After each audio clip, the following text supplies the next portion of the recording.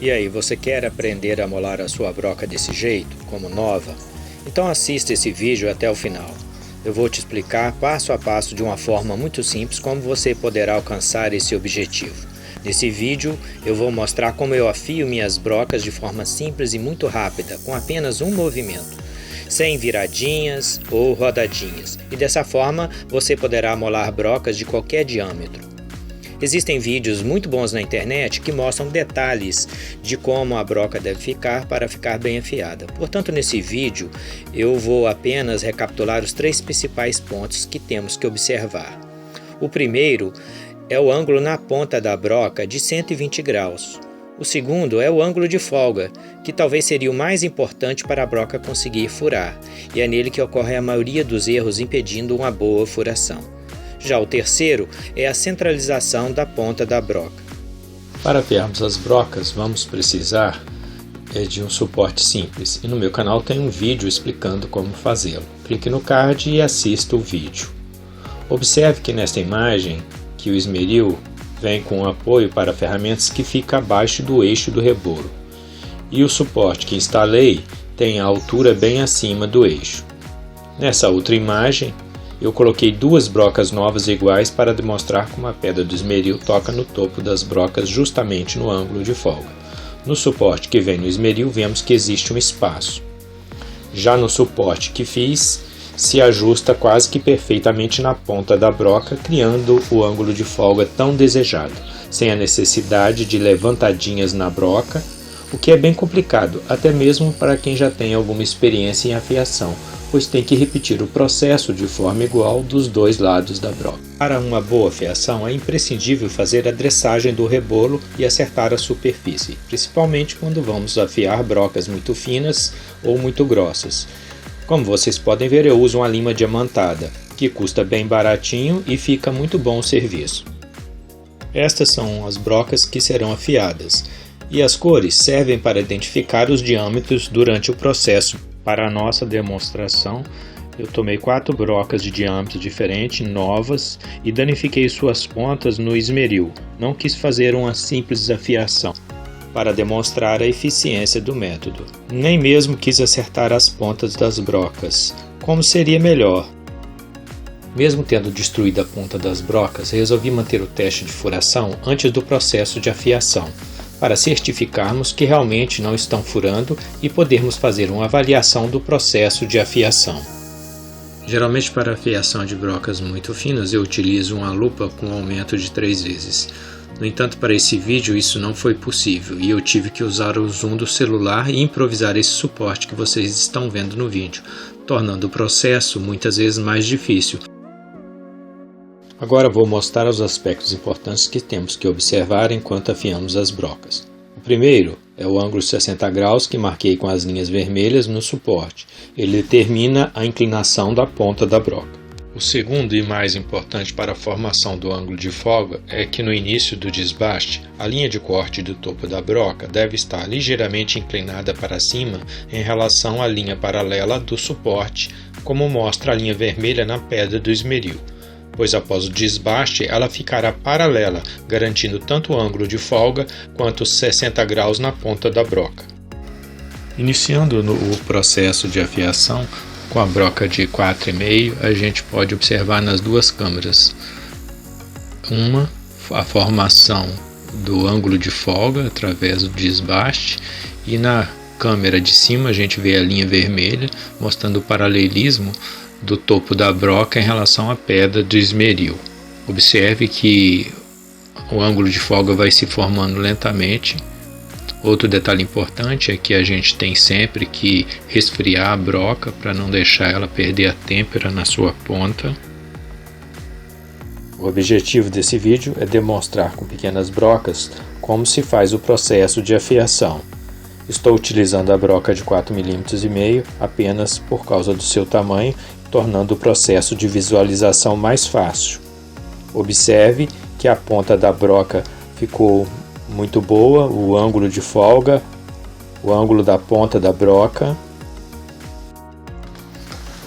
Agora com a broca de 2,5 mm, Repetiremos o mesmo procedimento. No início, obviamente, fica mais difícil ver essa linearidade, né, para estabelecer um paralelismo. Mas observem, né, que já no primeiro desgaste, ela já consegue criar algum alinhamento.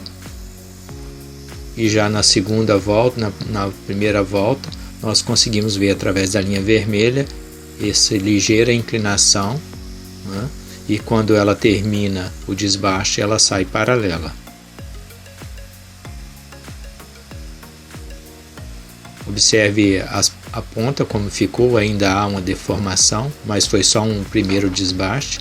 Já agora no segundo, a gente já consegue alinhar melhor a broca, né? Virando novamente. Olha lá, observem.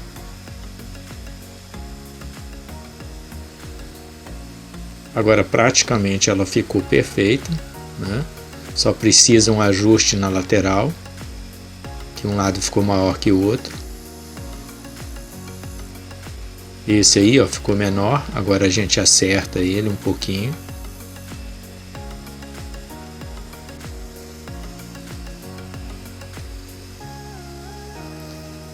E agora sim, né? Topo da broca centralizado.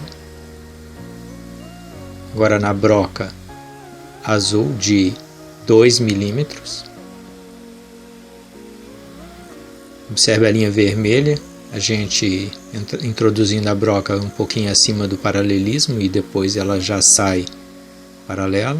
Esse lado está bem menor, né? Da mesma forma. A gente consegue ver já então bastante adiantado, porque a broca é fina. Inclusive tem que tomar muito cuidado com o desbaste.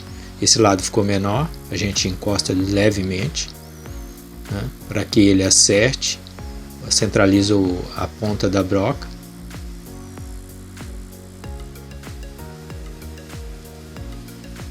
Então agora a gente observa, né, no zoom. Da mesma forma, parece que tem um lado lá que perdemos o ângulo de 120, então a gente tem que reconstituí-lo, encostando muito levemente, né? Observe na linha.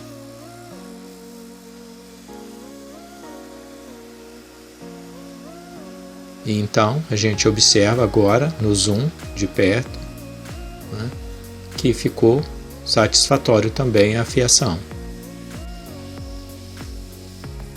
Repetiremos o processo com a broca de 1,5, né, tornando mais difícil ainda a visualização por causa do zoom e a vibração da mesa, então interfere na captação da imagem. Aí eu acabei desbastando demais por conta do processo de filmagem, então observem que de um lado, apesar de ter conseguido fazer um ângulo de folga, do outro lado ficou muito pequeno, então agora a gente tem que recompor. O foco fica difícil por conta do tamanho da broca e o dedo, né, muitas vezes fica na frente, então tive que segurar de longe na ponta da broca para tentar filmar bem e mostrar para vocês que mesmo numa broca pequena é possível fazer a afiação. Observe agora no zoom de perto a broca, que nós perdemos o ângulo de 120 graus, apesar o ângulo de folga ficou bom, então temos que voltar com mais cuidado agora. Peguei mais de longe na broca, né, para tentar filmar de perto e mostrar para vocês a formação do ângulo de 120, mas ainda assim ficou um pouco difícil. Mas a gente, olhando de novo, a gente vê que de um lado, né, já foi possível fazer isso, só falta agora esse lado, né, um lado está faltando o ângulo de 120. Então agora muito delicadamente e com cuidado a gente toca no esmeril, e eu vou mostrar também agora. Observem que ficou praticamente perfeito, né? Mas ainda temos um lado que parece que tem uma alteração na lâmina, no corte, né, no topo. Então eu resolvi fazer um reparo, já que essa broca para furar bem tem que ficar bem ajustada. Observe agora no zoom, que eu encostei no paralelismo e consegui acertar o centro da broca, né, da ponta da broca.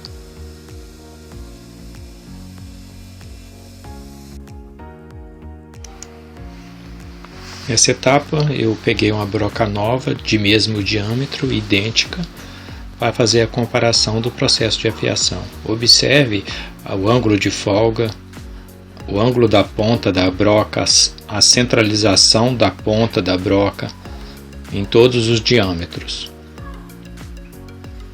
mostrando que o procedimento de afiação desta forma é bastante satisfatório. Finalmente, submetemos as brocas a um teste de furação para avaliar a eficiência do processo de afiação. Como podemos observar, a broca de 1,5 mm furou em 10 segundos, retirando cavacos compridos de forma satisfatória. Agora a broca de 2 mm, marcada de azul, também segue o mesmo caminho, fazendo a furação bastante rápida, perfurando a chapa de 3,74 mm com apenas 13 segundos. A broca de 2,5, marcada com a cor verde, também retira cavacos, como nós podemos ver, compridos. Isso proveniente também do ajuste da velocidade, né, que brocas mais finas geralmente utilizam velocidades maiores e eu estava usando uma furadeira de mão. Agora a broca de 4,5 mm, observamos que os cavacos reduziram de tamanho, mas o diâmetro da broca também aumentou bastante. E isso gera a formação de cavacos menores. Infelizmente não havia como eu regular a velocidade na mão, porque eu estava usando uma única mão para fazer o processo de furação, mas ela se mostrou bastante eficiente, furando rapidamente em apenas 33 segundos.